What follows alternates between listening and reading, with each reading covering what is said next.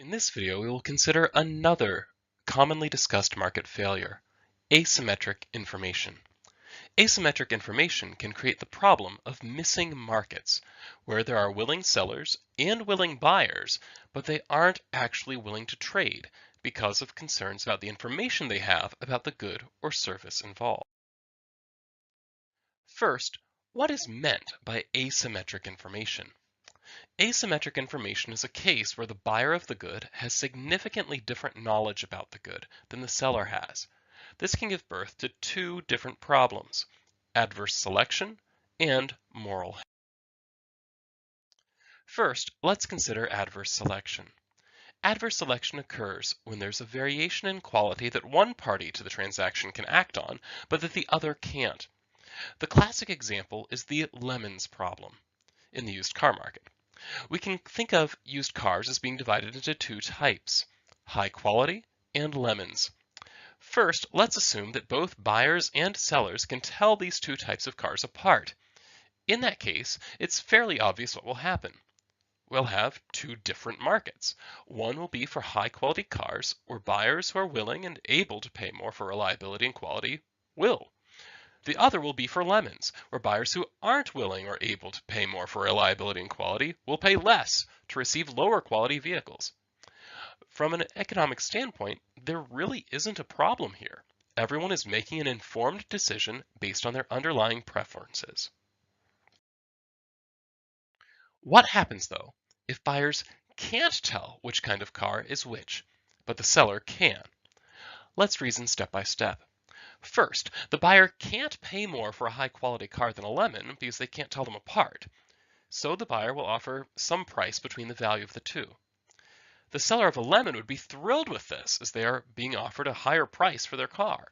The seller of the high-quality used car, however, will be less thrilled and less inclined to sell.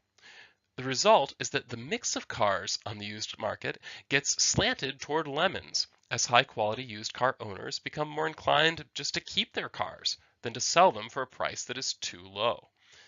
But the logic doesn't stop there. Buyers will realize this shift in the mix, noticing that lemons are far more common than high-quality used cars, and this will push down how much they're willing to pay. This in turn affects the mix again, as high-quality used cars become even more scarce. This process ends at the point where high-quality used cars are driven from the market entirely.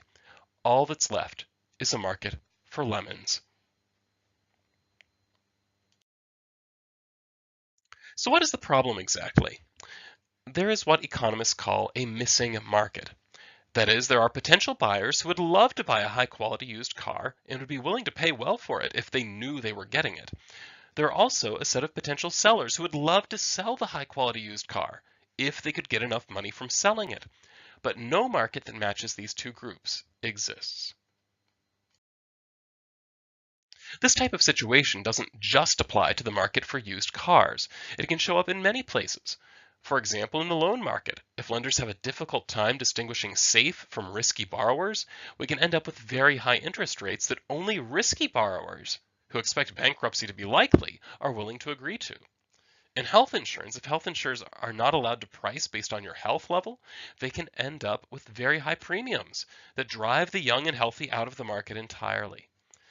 Fundamentally, adverse selection is a sorting problem, where two similar but notably different goods are being, or are potentially being, mixed together. This is the potential for the bad to drive out the good. So how do we solve this problem? The best way, of course, is to increase information sharing, and there's a strong incentive for market participants to do this. In the market for used cars, we have a few ways that this happens. First, dealers play an important role, as their reputation depends on people not feeling cheated, and the regularity of their business makes it important for them to maintain a good reputation. So, dealers will check the quality of a car and price it appropriately. Also, it is common practice for people to test drive a car before they buy it, and often to have a mechanic inspect it. Finally, Carfax, which provides vehicle histories, also increases the information available to the buyer. You see similar information gathering in loan markets, with banks performing credit checks and verifying income to judge risk levels. Similarly, in insurance markets, insurers gather a lot of information that is relevant to your risk level and price accordingly if they're allowed to. This is a classic case of a market failure that also has an already existing market solution. The other asymmetric information problem is moral hazard. Where adverse selection is fundamentally about sorting pre-existing types, moral hazard is about how incentives can change a person's behavior in undesirable ways. The most common case of moral hazard in private markets is an insurance for events that the insured has some control over. Consider full coverage collision insurance for a car. This insurance doesn't just cover damage to other drivers' cars, we call that liability coverage. It covers the insured's car as well. So if I get into an accident, my insurance company will pay to repair the damage done to my car, if it is worth it to repair it. Otherwise, they write me a check so I can buy a new one. However, getting into an accident, while typically not intentional, is something I do influence through my behavior. For example, we know that texting while driving or driving at high speeds or violating traffic laws all increase the odds of getting into an accident. If I know that I have to bear the full cost of any damage done to my car, then I am very careful to avoid an accident. On the other hand, if I know that the insurance company will cover me, then I become a somewhat more reckless driver. Similarly, having my home insured makes me more likely to light candles, leave piles of oily rags in the garage, or plug space heaters into extension cords, which, by the way, is a significant fire hazard.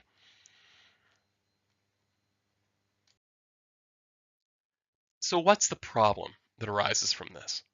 Let's walk through the logic. Once an insurance company provides someone with car insurance, their risk level increases as they undertake more risky behavior. Now, the insurance company isn't stupid, so they set premiums taking that higher risk into account. A similar story can be told about loan markets, as people are more likely to take risks with borrowed money, which leads banks to charge higher interest rates than if they knew people wouldn't take such risks. That is typically the end of the story, and there aren't really huge problems.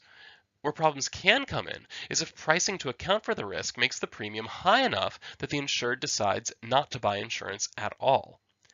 Then we can end up with a missing market, especially for those people who aren't as susceptible to moral hazard as others. How do we solve moral hazard problems? First, recognize that fundamentally moral hazard problems arise because insurance companies can't control the behavior of the insured. If they could, there would be no problem. Being insured wouldn't increase risks. So that is often what insurers try to do. They structure their insurance to punish risky behavior and reward safe behavior. For example, car insurers will often increase your premium after an at-fault accident or provide lower premiums for remaining accident-free for some period of time. Today, there are some car insurers who are lowering premiums for drivers who are willing to have trackers installed in their cars which can track driving behavior, watching for both risky and safe driving practices. The hope, of course, is that the presence of these devices will not just track behavior, but will convince people to drive more safely since they know they're being watched. You see similar actions taken in the loan market, especially for large loans that carry low interest rates, like mortgages.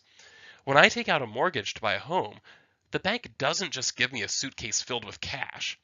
Rather, they set up processes so that the money is not available to me until I am using it to buy the home. That is, they restrict my behavior with that loan money so that I'm only able to use it to buy the house, which then serves as collateral. That said, there are cases that the government has felt a need to get involved in. Unemployment insurance might be the most obvious.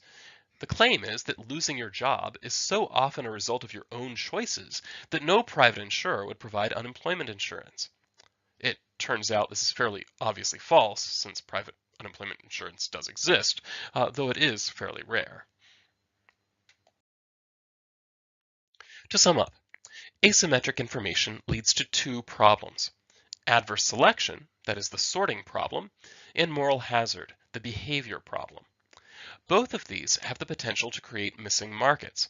However, this is a case where we have a strong history of market-based solutions in the form of gathering information to solve adverse selection and using various tools to incentivize good behavior. As such, I don't think I would identify these as true market failures at all. Instead, they are potential market failures that markets have generally found ways to solve.